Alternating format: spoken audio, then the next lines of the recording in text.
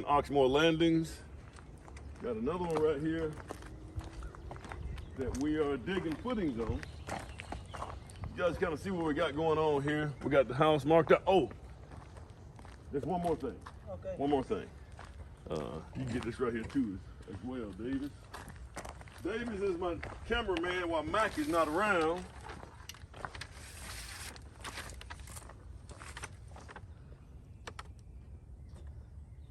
Porch slab. Front porch slab. We're gonna put for the steps. Okay. We're gonna put those two Oh, things I right know. here for the steps. Yes, yeah.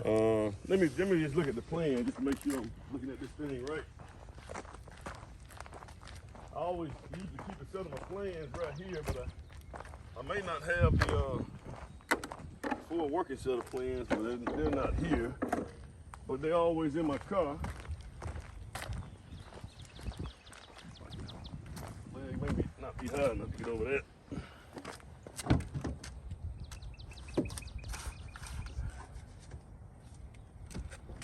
Plano. We need to see how this thing gonna go in here.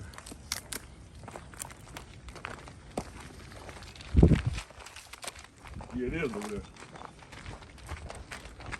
You see this right here? We're gonna put some footings right here to hold the steps so that when the house settles, the steps settle with it instead of us the steps settling over here. You have those cracks in your steps. So that's what we're doing.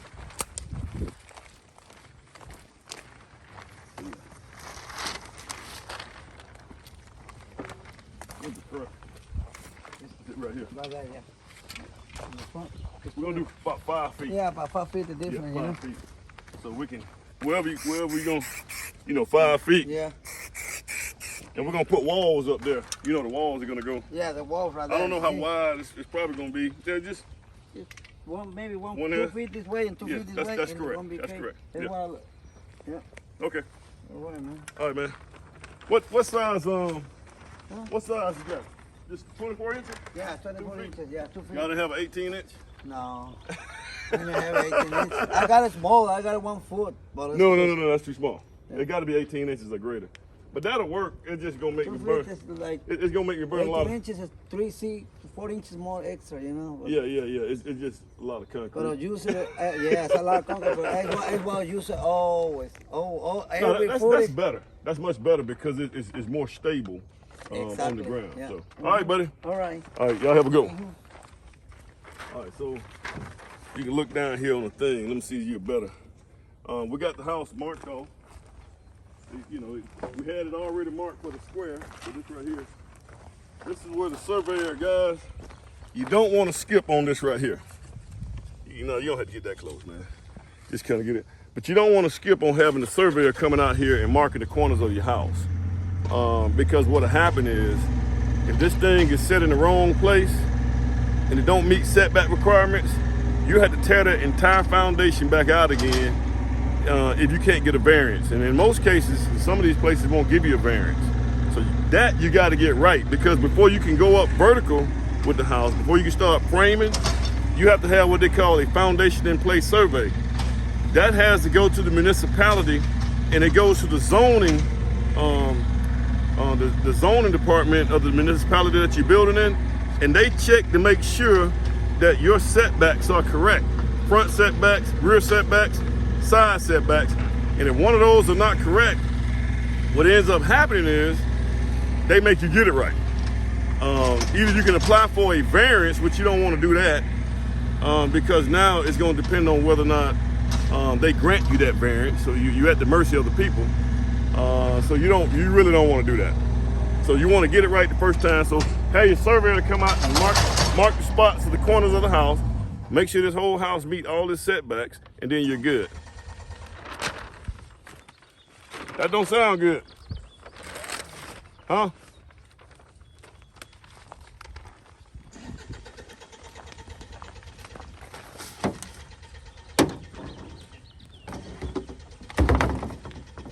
Stop. Sound like he out of gas.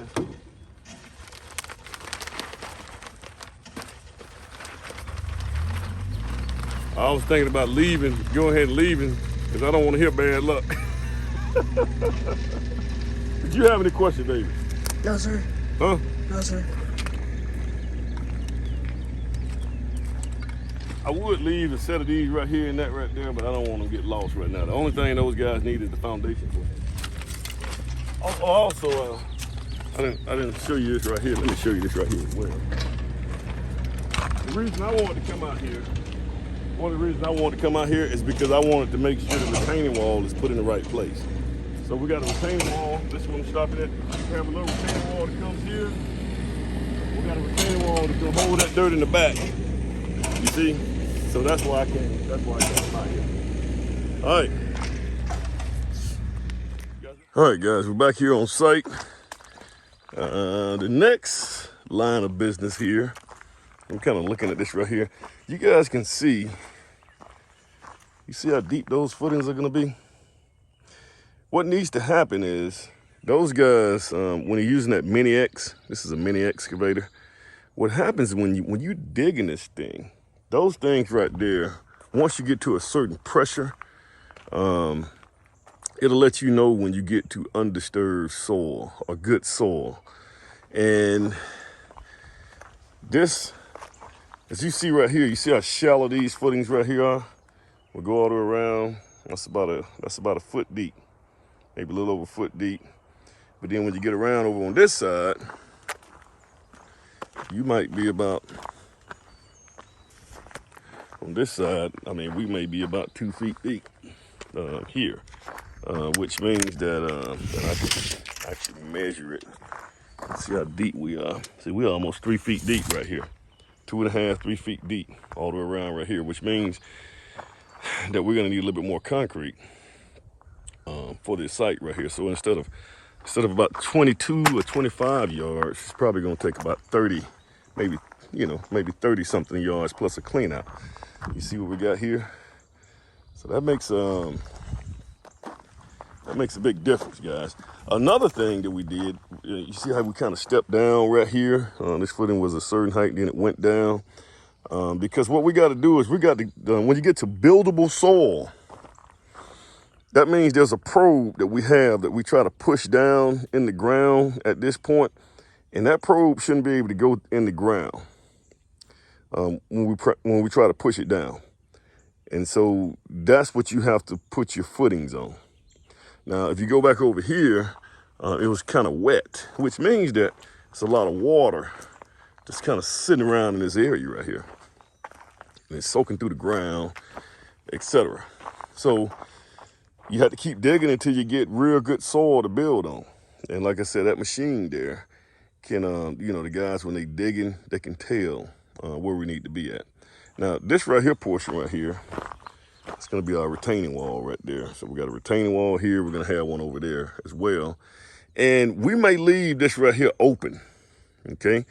And the reason that we'll leave that open is because when the concrete trucks come, they can come in here and they can back in, or they can go right here in this driveway, come in, and they can start at the back part of the house. And they can pour all that, and then they can move toward this. By the time they get up here, they can go ahead and dig this real quick. And then they can pour the rest of that. This right here would actually help us to, and it may not help anyway. We may have to get a boom truck to pour this footing anyway. But I've always put enough money in my budget to get a boom truck or a line truck, okay? And the line truck's a little bit cheaper than the boom truck to come in and pump that concrete out. Each one of them probably costs you around $1,700, just to pump out for that day. So those are some of the things you got to think about. Now, what I'm going to be doing today, it shouldn't take me long to do this, maybe about 10, 15 minutes. I'm going to come here and I'm going to get me a highlighter, okay? I'm going to get me a highlighter and I'm going to go through this foundation and make sure that each one of these insets, where this footing is supposed to be, is the right length. And make sure that this guy didn't miss anything. Now, we also, at this little area, this is the front door, guys. And I know I'm going to have probably about 3 to 4 steps on this house. I don't want to go no more than 4. But I also put some, you don't see it on the plans, but I also poured some footings right here and right here. Probably just a little stoop here. And the reason for that is that we're going to build some walls. We're going to build this part within the walls of the house. It may be about 4 to 6 feet at the most. And that's what we'll put our steps on. And the reason for that is so that, and guys, if you can see this little area right here, he just went on ahead and dug it because, you know, that it's kind of like right here. This is the front stoop. Now, this right here, little area right here, that's what the steps are going to sit on. That's why we put that there. And what we'll do is we'll build walls up to so high on here, and then we'll put the steps on top of that. That way, guys, when the house settles, okay, because the house is going to settle, guys. It's going to settle. It's going to move a little bit. But that's why the footing is continuous, so that it all moves at the same time. And that's why you want the steps to move along with the house. You know, this house will be here maybe over 60, 70 years. So you want it all to move at the same time. You don't want the steps. I don't know if you guys ever seen a situation where it seems like the steps are pulling away from the house. You got a big crack between the front steps and the house itself. That's what that creates that problem, because you don't have a footing. It's not part of the foundation walls. And so what happens is the step is moving one way and the house is moving another way. Okay. And that's why you get that big crack there. Okay. And that's what I'm going to be doing, guys. And hopefully these guys did everything they were supposed to be doing. Guys, you have to always come back and check. Not saying that my subs are bad, but I have to always come and check behind those guys, because you only got one time to get that foundation right. Okay. So I have to come check behind those guys just to make sure we got it right. You know, and there's an old saying, you can't expect what you don't inspect. Okay, yes, we got water over there. It's kind of wet over here. And guys, this is, I think it was, you know, it was a good call to get this right here. The slab of this house right here, because of that watershed, because all the water in this neighborhood seems like it's coming right over in this area right here. So we got to get that water away from us. Okay. All right. You guys have a go. You guys can see right here, got the rebar in. We'll probably put that right there is the ground rod. We'll put it about right here. So the meter will be on this side. As you can see right here, we have the power. It's going to have to come across here and go straight to this meter box. It's going to be right here. I'm going to try to set all my utilities on this side over here, on this side. So it gets deeper. The soil gets kind of mushy going down here. We have real good solid, you know, we got like hard stuff right here, which is this probably what you want to see all the way around, but nice, pretty footing. Now we're gonna get into a little bit more.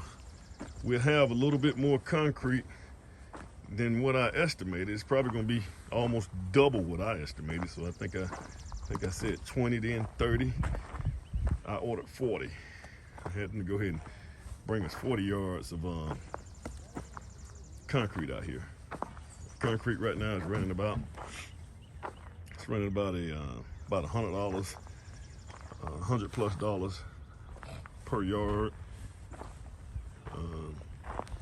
You know, we need to hurry up and get this stuff in before gas prices go up, which is going to affect everything else. This looks real clean. That's how you want it to look. You know, you don't have all the debris and rocks and stuff in there, no paper, things like that are in there. So this is kind of what you want to see. We're sitting here waiting on the inspector. I like to try to always meet my inspectors out here. Yeah, you want to make sure you meet those inspectors out here, man, because, you know, that way if anything's wrong, sometimes they give you an opportunity to try to fix it. But we're gonna have dials all the way around. All the way around. On this one right here. And so we should have a pump truck should be trying to get up here and set up. So we'll just have to see, guys. We'll just have to see how this right here works out. I told the concrete guy this time, man, send the concrete Don't stop sending it until I tell you to stop. All right, that's another video.